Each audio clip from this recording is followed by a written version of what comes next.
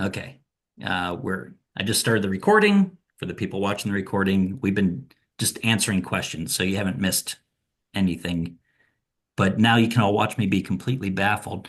So let's try one more thing and then we'll move on. And you know what? Something happened. I'm going to try a different one, but I redid it and it worked on my end. Oh, okay. I don't know why. I'm going to put this in the chat. This is the old tool. We still have it. Is it possible that it was taking some time, Lauren, for it to load? Sometimes I notice that it takes like a long time, longer than normal to load. You I know, don't know. that is absolutely possible. Let's see, Spectrum. So this is the old tool and it works the same. We'll deactivate it eventually, but I'm going to put this in the chat. Things aren't working. You can go here. Thank you so much. Sure. Yeah, I was super worried about lab on Wednesday. I'm really happy it worked out because I had absolutely no idea. Okay. Other questions? Okay. Calais has been something something AI something something. So with that introduction, take it away. Thanks, Dan. Can I share as well? I Yes. gave this presentation at a staff meeting a couple weeks ago for my school, and a lot of it was based on the conference last summer. So I'm thinking of it as kind of a follow-up to that. Um, so let's see. Oh, I know. I'm going to do portion of the screen, and then, oops, there's the conference. Um, Get the sound out of there. Okay, so well, first I went to a conference at Exeter right before that. That was a high school teachers conference, and this is my colleague Elena and I. We were there. One of the talks was by this guy David Kung about AI in math classes. And the thrust of his presentation was that traditional assessments are proxies for understanding what's in students' minds, and these proxies are problematized by AI, but they aren't what we cared about in the first place. We care about what's in the minds of students. And so we have to figure out ways of getting at that, that bypass traditional assessments. Easier said than done, I realized. So then this conference, the theme was dangerous questions in astronomy education last summer, Astro Edjunk. And we grappled with AI, and that was part of my working group. And we produced a document that's still a work in progress. And thank you, Bradley Peterson, for all the great comments on it that you can even see are still there if you click the link. But there's nothing groundbreaking. Most of the recommendations are probably things that all of us already do, like use alternate assessments where possible, emphasize student presentations, model appropriate uses of AI, emphasize intrinsic motivators instead of extrinsic, like all the things, right? So I trialed the honor code and cover sheet from the document in the weekly section prep assignments for my one semester fall astrophysics course. So this is last semester. That is the semester that comes before this semester where they're doing research projects in astronomy. So if you see the cover sheet, the important thing about the cover sheet and honor code is that it has this AI transcript component in which I actually required students to ask a topic relevant question to their favorite AI and ground truth its response. And at first, a lot of students left that portion blank. They said they didn't use AI and therefore assumed that they shouldn't fill it out, even though if you read these tiny instructions, they clearly tell them that they're required. And then I took off points, and so then of course they started doing it, but they were still kind of fishing around for what they thought I wanted to see. They were asking vague questions and finding ways to like criticize the AI response, and were somewhat taken aback when rather than praising them for finding fault with AI, I found fault with their questions and took off more points.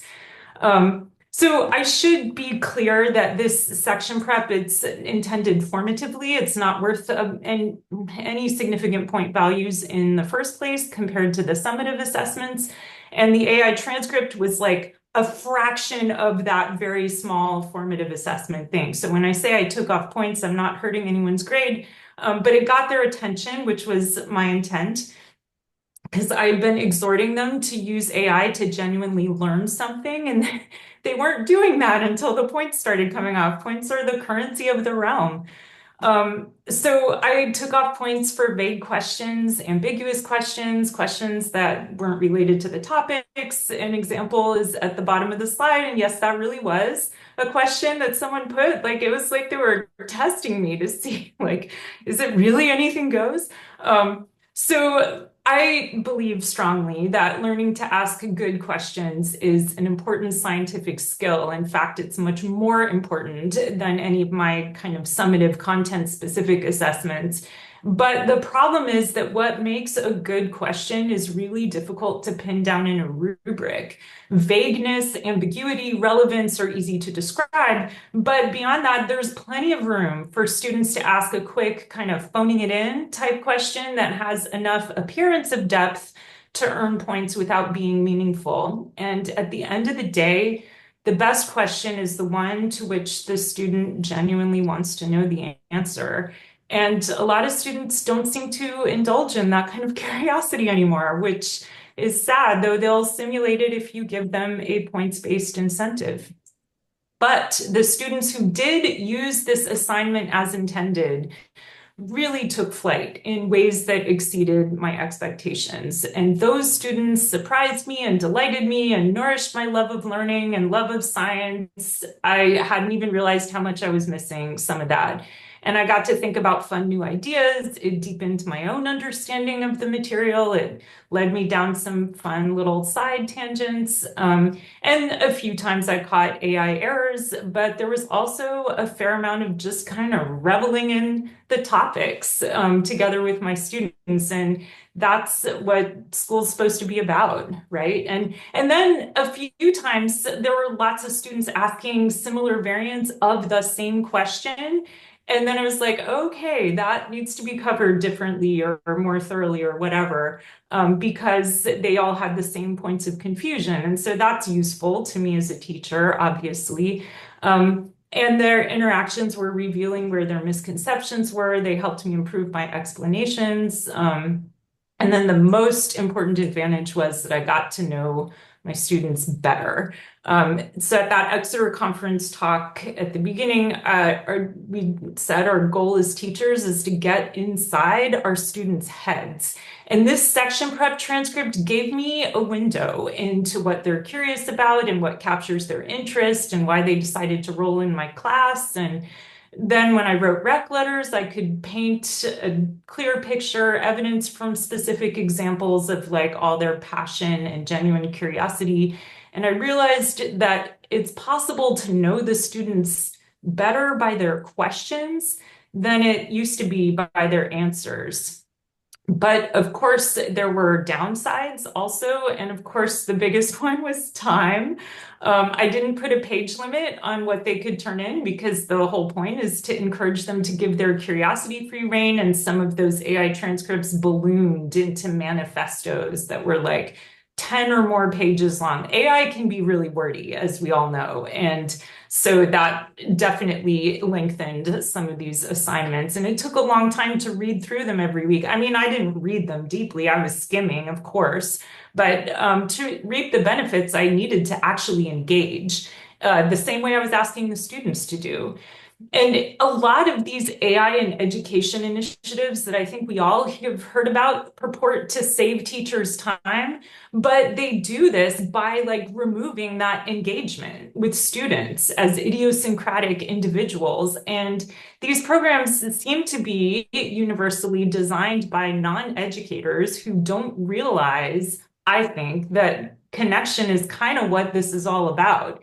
And so they make all these spreadsheets that summarize metrics and track things, and it just doesn't save time if you use it that way, because you're not promoting deep learning and education. And then the other downside of the AI transcript assignment was that some students were still kind of phoning it in every week. They were just coming up with these last minute questions just deep enough and specific enough to prevent me from deducting points, but I could tell they didn't really care about it. And of course, giving those students the same score as the ones who really poured their heart into it seemed wrong, but I consoled myself that that just has to be part of it. It's like you get out what you put into it. And anyway, I can distinguish them in rec letters if a lot of them do ask me for rec letters. Anyway, then there was inappropriate AI use.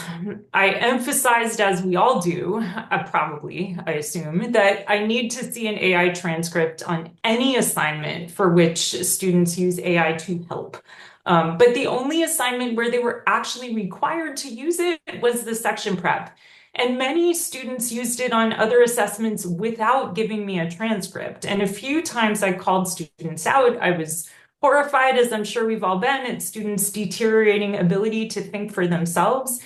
And I also sprinkled in, and some of you may have done this too, I don't know how common it is, but I sprinkle in summative assessment questions that I know AI is going to give a more advanced or nuanced answer to, that are kind of based on principles beyond the scope of the curriculum.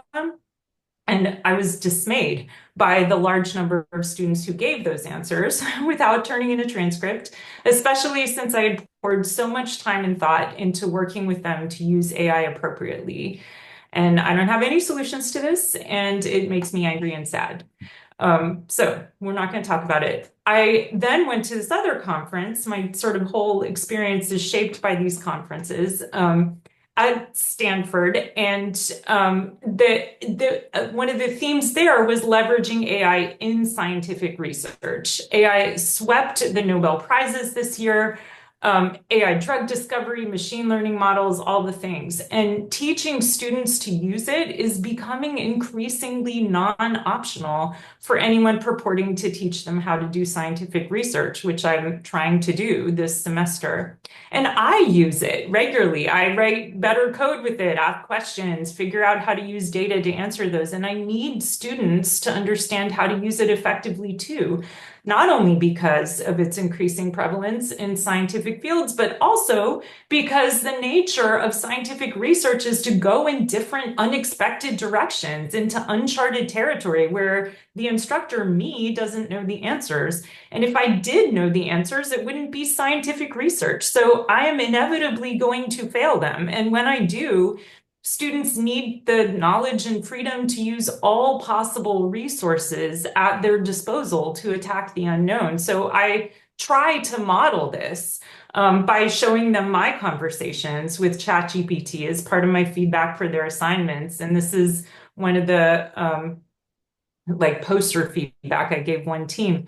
And unsurprisingly, the students who get this are the ones who ask the good section prep questions in the fall. They're figuring stuff out and teaching me new things. And the ones who asked uninspired questions or used AI inappropriately in the fall are flailing. Unfortunately, they can't rely on AI to do research for them the way it did their work in the fall, because it can't yet look up star measurements in space telescope archives. And believe me, as soon as it can, I am going to encourage everyone to do it that way, because those things are labyrinthine and they're not worth anyone's time to figure out how they work, because they're going to change the system anyway by the time you figure it out. And then there's this whole interpretation piece that comes into play when you get the answers. So last December, I took a coding for astronomy class, and although the specific content didn't stick with me, it gave me some questions to ask AI that improved the efficacy of my exoplanet processing code like tenfold. And that was inspiring and scary. Did the improvements come at the cost of accuracy? But I had done it before the more labor-intensive way, so I knew some things to check for and some things to correct to make sure that it was doing what I thought it was. But the students don't have that experience or context. And so many times, and since I gave this presentation a couple weeks ago, so many more times, they have come to me very excited about results that don't make sense or are not physically meaningful, like this team's poster. And I'm going to go out on a limb and say it doesn't take domain-specific knowledge to see that these two plots can't be the same star, but that's how they presented it. And they, even more troubling, they didn't even realize there was a discrepancy that needed to be resolved. They also didn't realize that the thing on the right is not a periodogram, but that's a separate problem. So they're just so used to being done when they copy paste the answer into the assessment. And when I asked these students what they thought was going on, I got the equivalent of blank stares. Like, what's the problem? And like this kind of stuff jumps out at me, but I worry about what I might miss. And so it really is more important than ever before to engage deeply with what they're actually doing and thinking, because they're likely to take AI solutions at face value, and we can't assume sanity checks are happening. And all of us have had students who think there's something wrong when they can't produce the correct answer right away. And this has become a lot worse in recent years. And I really feel like AI is making it more difficult. It's causing students to lose what ability they maybe had to really struggle because they're so accustomed to having answers kind of at the click of a button. Last week in chem, I had a student who had to miss class for neurological evaluation because his parents told me that he loves my class, he studies hard, but he's underperforming on the assessments. He's earning a B plus. And maybe that's a symptom of a neurological disorder, but I suspect that a large part, maybe all of it, is age-appropriate struggles with challenging content. And sometimes learning's like push-ups. It's satisfying in a way that you can't properly describe as fun. But I think more and more, and I'd be interested what all of you have experienced as well, I feel like students and parents think there's something wrong with them, the prompt, the class, or the teacher, if it necessitates really working hard, and especially if they're struggling. And in discussions, I'm seeing students who are just crippled by anxiety and this paralyzing fear of being wrong. And if I deduct like a quarter of a point from an assignment, some students will just deflate completely and spiral into despair and depression, or decide they don't like or can't do my class. And then other students will come out swinging with criticism or full-blown condemnation of the assignment or the curriculum or me. And these problems aren't new, they're just amplified. When students use the Force, see, here's my analogy to Star Wars, of AI for good, it can be a supportive tool, and we can train our students to channel it and harness its power and realize their potential as Jedi Masters. And just like in the movie, right? The Force was akin to magic, but Luke's training in how to use it on Dagobah was long and hard. And I think there are some real obvious parallels to AI. For example, the same Force has a dark side, and many students have gone over to it. It's as seductive to them as it was for Anakin Skywalker, with similar unfortunate consequences. Now, a lot of this is depressing and frustrating, but here's the hopeful note that I'll end on. My spring semester astronomy research seminar is taught in breakout. So we hang out whole class 10 to 20 minutes at the beginning. The rest of the time they're in research team meetings. And something notable is that I literally cannot get students to leave class when it's over. And this contrasts starkly to my other classes, where students typically pop out before I finish the second syllable of the word goodbye. These teams routinely stay at least 10 minutes after being dismissed. And yesterday, my Schwartz children team stayed in their breakout for over an hour after I asked them to please leave. I like literally did an exercise video, had dinner, walked the dog, watched an episode of Bad Monkey, and they were still there. And maybe this is because communicating and coordinating is hard. Maybe I'm asking them to do something fundamentally impossible, which is likely. Maybe it's because it's an elective course and it doesn't satisfy any requirements, so they presumably want to be there, though these same students did pop out right at the end of astrophysics in the fall. It's probably some combination of all of those, but whatever the cause, I'm going to say that I think this is a hopeful sign, Because in this age where AI is ever more pervasive in scientific research, interaction and engagement have become more important than ever before. And AI is permeating our classrooms, it's problematizing our assessments. And as it does this, I think authentic student engagement with the content and with each other is all we've got left. And maybe it's all we ever truly had. But in any case, it lets me hope that I'm teaching students to look closer and think harder and embrace the struggle. So I'm going to keep trying and fighting this fight as hard as I can. And I hope that all of us will do the same because I think we need more people looking closer and thinking harder in this world. So may the force be with you. The end. That was great. That was wonderful. And also with you, Kayla. You are ahead of the curve. As I see it, the development of AI, and we're just at the beginning of it, really, is right up there with the development of the internet and the development of the computer. And we've learned how to incorporate those into our classes. Just imagine if we couldn't use computers with our students or couldn't use the internet. And 10 years from now, it's going to be the same with AI. Just imagine the day where we didn't have this. But it comes with, lots of positives and lots of negatives if it's used right. I think as Clues point out, I'm AI positive.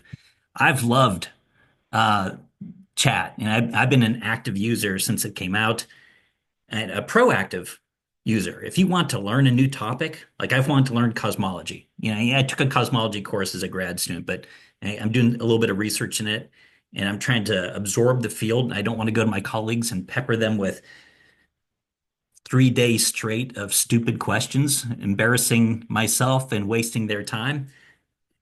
If you if you learn how to talk to AI correctly, you can get good answers. And I've learned that, I've witnessed that it hallucinates far less. And if again, learn how to ask it the questions correctly, it's the best teacher. And like some people, for fun, they watch Nova specials, to learn some science. And to me, this is like that at kind of my educational research level. Nova's not going to teach me something new, but what can? It's not embarrassing, and this is it, and it's really good. But of course, it can be used. If I'm teaching an ordinary class, I need to create an exam with 30 questions. I can do that in 15 seconds, and they can answer them in 15 seconds, and it's one AI talking to another, just using us as conduits, and nobody learns anything. So there are downsides too. Anyway, there's my little rant. Yeah, we've gone back to paper assessments for the exams as it's really fundamentally, especially in the intro programming classes, I teach it because basically there are no assignments that AI, I mean, how many weeks can you write a for loop, right? There's no assignments AI can't do. And differentiating who's using AI is virtually impossible at this point at that level. And so pretty much what we have to do is we have to use paper assessments, and we no longer see like a bell curve or a normal curve. We see a strong bimodal distribution in the exam scores. So, but it's here to stay. I mean, they're marketing very hard to the university students. Both Claude and I can't remember the company that does Claude and OpenAI are marketing hard and in a turf war for university students. So that's really heating up. So. Like in the first half year, I replaced all my questions with photos of the question because AI couldn't read photos, but now AI can just read the photos. And so, the development cycle is so short. It's getting smart so fast. Ian, I'm curious because, and for anyone else who was teaching back when the internet first became widely available, was there this type of I guess what's the word I'm looking for, sort of a bifurcated approach? I mean, was there a concern that, that this was encroaching on education, that we were going to, this is going to be the downfall of society, and maybe it already has. I don't know. Already, always has been. So I'm pretty old. So I remember when calculators first were allowed in school. This was back in the '70s, and people were decrying that downfall of civilization then, right? That the calculators, no one should ever be able to use them, right? And same thing with the internet. But one of the big differences is the internet wasn't so didn't have the approach of a magic genie that could do your homework. You could do research on it. But right now, AI is being marketing as a magic genie that just does your homework. You want to couple that with what we just heard about students, the culture with the students we're getting, and I have a lot of them right out of high school. They go through this like indoctrination, and it's cultural and all kinds of things where it's about point chasing. You have to get, anything less than an A is like failing. And you have to get this because you got to get into a good school and all this kind of stuff. You have to look really good in your transcript. And so it's all about point chasing. They come to us with the same methodology, right? They don't consider C's get degrees, right? It's not in their head. And so they feel they have to do it. On top of that, and I don't know what your student populations look like, Dan, but in ours, with our demographic, most of our students are working at least 40 hours a week while having to take full loads to maintain financial aid. Tremendous amounts of time. There's tremendous amounts of stressors and pressure on the students, and they're going to turn to AI. I mean, and there's a bunch of assignments being done with AI. And so it's just challenging trying to assess them. And we're also seeing a much higher percentage, and this is across a lot of universities, of students who are really flailing and struggling at the upper level courses, the 300 or 3,000, 4,000, or 300, 400, depending on your numbering scheme, because they get through the lower levels, right, without really having learned anything. And then when you get to things that require real analytical skills, they tend to struggle. And I don't know what else. We don't know how to. We don't. We're all struggling trying to figure out how to address that, right? That's kind of goes to the point, right? I mean, every, like you said, calculators, internet, even when personal computers were first, every step along the way, it's a new challenge to how do we get that, and you have the approach where you could either, plenty of students are going to use it, nefariously, but the real challenge, AI is here to stay, whether you like it or not. It's like computers are here to stay. How do we embrace it? How do we get to the point that what I like what Kaylee was saying, it gives you a way to teach students how to think and how to be able to evaluate how they're thinking.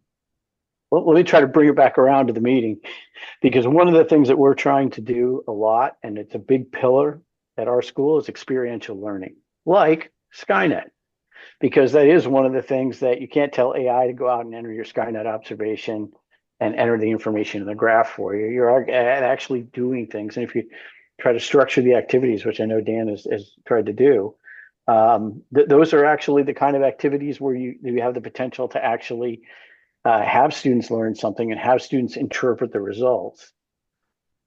So what is the end goal of doing that? Well, the end goal of doing what the experiential learning? Yeah, the Skynet and all that we're doing in here. What is the end goal of doing that? What do we hope that students take away from this? Well, I mean, Dan, I don't know if you want to take that. I have two hopes, and we're targeting this towards younger students, and often large sections, depending on your school. The hope is some of them may be inspired by the process to actually go into STEM, not necessarily astronomy. We don't need any more astronomers. It's a saturated market, but going into STEM, because traditionally they take STEM courses and they learn the results of STEM research and regurgitate them on exams, but they don't learn how the results are actually made. And to actually give them the genuine experience, maybe that'll motivate, Right. inspire some. Probably scare others away. But the other population, those who take astronomy as the last, it's often called the last science course you'll ever take, that many ever take. And it's 10% of all college students take astronomy, and most of them, it's the last science course they're going to take. This is our last chance to teach them what science is. And historically, it's a bunch of facts they had to memorize, and most of which they Right. forget because they don't use astronomy in their day-to-day life. But if they go through the process of actually having to do scientific inquiry, maybe they'll gain some appreciation and understanding of it when they're out there as citizens and voters.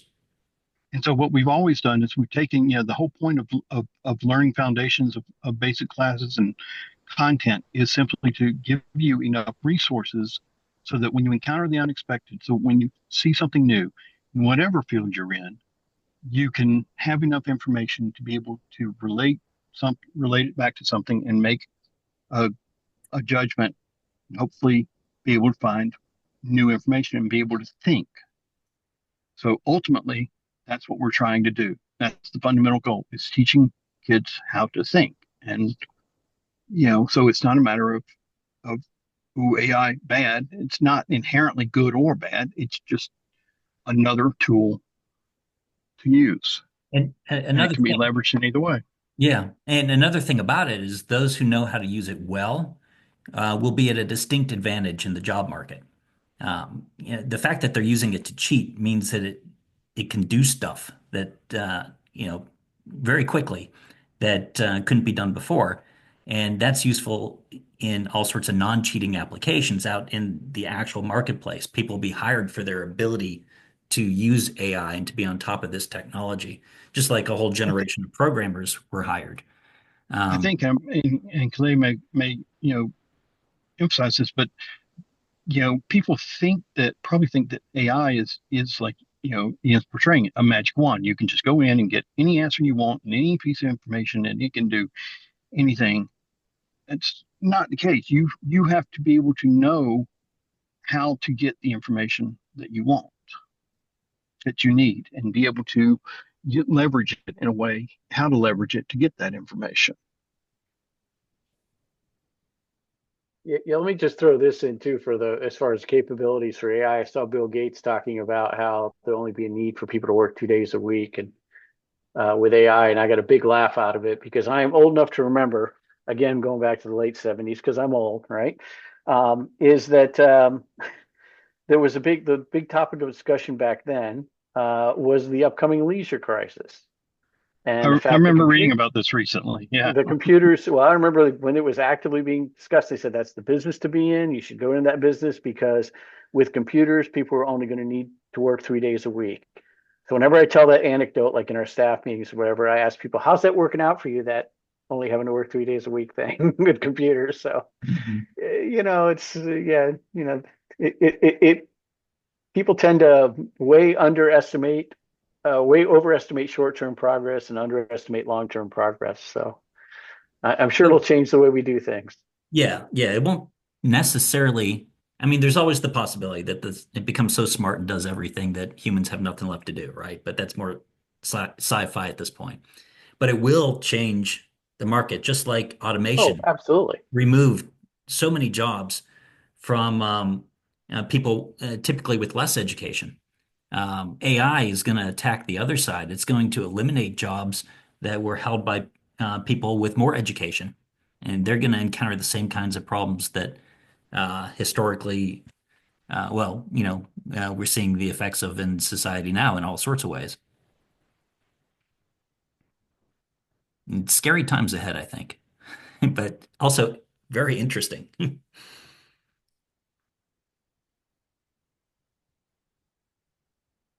Anyway, we have 10 minutes. Any more AI topics, questions? If not, I can very quickly set you up for next week. Okay. Thank you, Calais. That was fun. Let's we're clearly not going to do everything I had planned, but maybe I can just show you where the data is. So here, I'll share my screen. How to get this next piece of the puzzle. That'll create a little bit more time next week as well. Let's see, over here.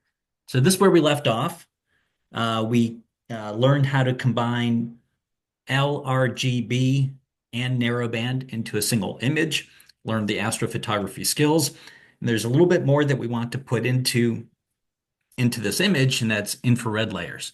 And this comes from Louisa Ribol, who's long advocated the use of archival infrared data. She came to visit UNC when we were developing MWU and really made an impression. There's so much we can do, not just make the picture prettier, but what we have in the picture so far, I am sharing good, is we have LRGB, that's the stellar layer. We have narrowband, that's the star heated gas. But you see all these dark areas here, and that's dust. And that dust is also being heated by the stars. So if we go into the mid-infrared, we have star-heated dust. And in between, in the near-infrared, we have dust-hidden stars. Oh, there. What happened? I missed something. You froze for like about 3 minutes. Oh my God. Oh, he didn't freeze for 3 minutes. He froze Two for and a half minutes. Okay. Where'd I leave off? What did you last hear? You said that there was this dark Dark region dust. was also getting heated. Okay, yeah. So we have the stellar layers, we have the star heated gas layers, that's the narrowband. And in these dark regions, there's dust, but that dust is also being heated by these very same stars. And it emits in the mid infrared, which you can only observe from space, but all that stuff's available archivally. So we can have dust heated gas and star heated dust, right? So we have star heated gas here already. There's also star heated dust. We don't see it in the visible, but we can pull it from the mid infrared. And in between, in the near infrared, we can see stars through the dust. So they're dust hidden stars. So there are more pieces of physical information that we can pipe into here. And let me show you where to get it. And then next time we'll do stuff with it. So where to get it? Two places. One site that's really just awesome is the Skyview Virtual Observatory. You go there and you want the query form. I'll put this in the chat, but you can see it's easy to search for. And this is really easy to use. So you put in the name of the object or the coordinates here. And let's see, I'm going to do the coordinates. And here's kind of a nifty trick. Zoom to fit, and then zoom in using the buttons. This will take you, if you do it just with the mouse, you may not end up at the center, but this takes me exactly to the center. And so I have coordinates there. I've already written them down. Good. And so I can take those coordinates and stick them in here. 18, 18, 49, minus 13, 48, 29. And you have surveys, everything from gamma rays all the way down to radio. And there are three things that we'll grab from this. And then I'll show you the Spitzer one at the beginning next time. Here in the mid-infrared, so WISE, it's an all-sky mission. So any point in the sky, there's going to be some data there. And these are the wavelengths in microns, 3.4, 4.6. You're still seeing stars there. But once you get out to about 10-ish, you're seeing dust, star-heated dust. So WISE 12, we'll also get WISE 22, which is cooler dust, and then 2 mass K, that will give us the dust-hidden stars. So there's only a couple things to set. So we'll do the WISE 12 first, and you can do this as well. We want to set the number of pixels and the image size. So we go back to our image, and what we want is a piece that's just a little bit bigger, and we'll then align and crop it. So I go to any layer, and I go to the information tab. And first two things, size and pixels, and the second is field of view in arc minutes. And so this thing, I'm going to take the field of view, going to take the larger number, 12.9. It's in arc minutes. I'm going to divide by 60 because it wants it in degrees. And then I'm just going to give it a 10% buffer by multiplying by 1.1. So I got 0.2365 degrees.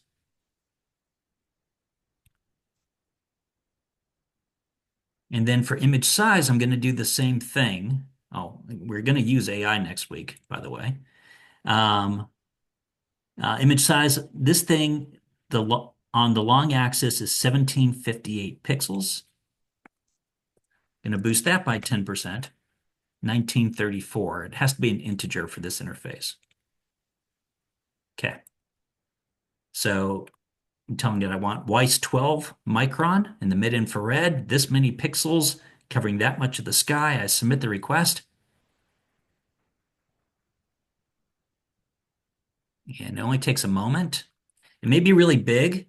If you control minus your browser, you can see the whole thing, preview it. You can see the claw, the eagle in here, and we'll be able to do a lot more with it. This had a really bright spot that it saturated, and in Afterglow, we'll have to repair that. But come down to the bottom and you download the fits. Then you come back here and switch to Weiss 22. This is going to be the colder dust. Leave everything the same. Submit the request.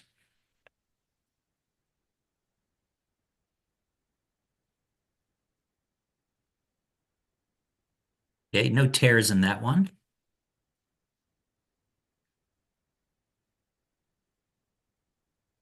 Save the fits. So all that is warm dust, about 300 Kelvin in the first one, about 100 Kelvin in the second one. And then to get the dust hidden stars, we use 2MASS. The Euclid data is now available. I need to explore that. But dust blocks light of wavelength smaller than the dust. And dust is typically about a micron, which is J band. Go out to about K band, that's 2 microns, and the dust is not really a big problem anymore. So I can just grab that as well. And we'll see all the stars, those that are hidden by the dust and those that are not. And we'll be able to fold this into our image as well.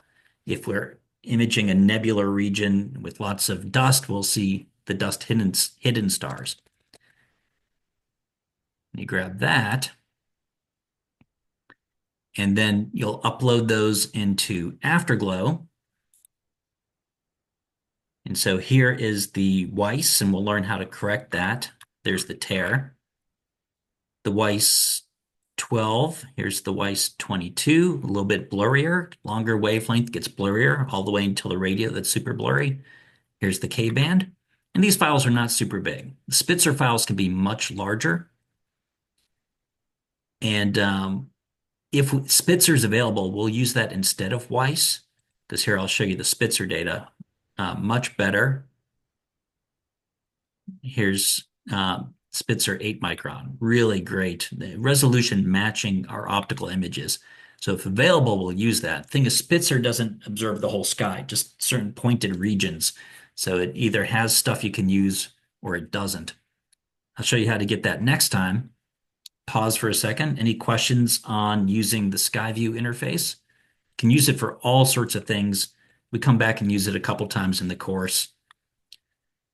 Like, no, I said I'd pause. Questions?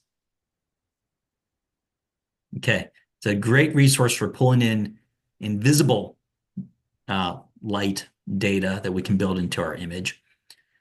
And like here, IRAS, this was done in the 80s, big pixels, but it like IRAS 100 or the dust map, it's a great match for our radio images, which are very much larger field of view. This is much blurrier, but it's a nice complement for our radio images if you want to build far infrared into the radio images. Also, there's radio data down here. That this is a nice pairing for the Green Bank 20 meter. The GB6 catalog is also useful. It's a great resource. And I'll just end by showing you a couple teasers, I guess. Here, let me back up a few layers. I know I'm at 4, but I'll be real quick. We're doing the Eagle Nebula. This is a reflection nebula. Here's the LRGB, corrected for dust, added in Weiss, the Weiss 12, Weiss 22. And so you can see how the stars, you have this archway of dust, and you see how stars here and stars underneath are heating it. So all sorts of great physical information there. Here's another example. This is not star formation. This is star death. Helix planetary nebula. Here's the LRGB. Dim it down, add in the narrowband, play with the color palettes like we did last time. Then this is actually Spitzer out here and Weiss in there. And so all sorts of great lessons. And lastly, I did this yesterday. I'm starting to hit the archive. At Skynet, we've been doing MWU for like 3 years now. So here's for 3 years in a row, people have been looking at the Flame Nebula, doing large observations of the flame. And I grabbed all the data yesterday from all the telescopes, just threw it on top of each other to see what was there. And so you can actually get some pretty good images in the overlap. And so here's just the overlap region. And here it is with, this is Spitzer, actually 5.8. So you can see some of the dust is heated by nearby stars and glowing. So all sorts of cool things you can do visually, but also physically. So next time we'll make our infrared image, but then we're going to do calculations, a Stromgren sphere calculation, a pressure balance calculation. Okay, I'll stop there. Thanks for coming today, everyone. Dan, thanks for everything. And Oh, sorry sure. to derail the first No. 10 minutes of your meeting. That's what these meetings are for. It's better if you all have stuff to talk about. Otherwise, you have to listen to me for an hour. Thanks, everybody. Thank you. See ya. Thanks, guys. Thanks, Dan.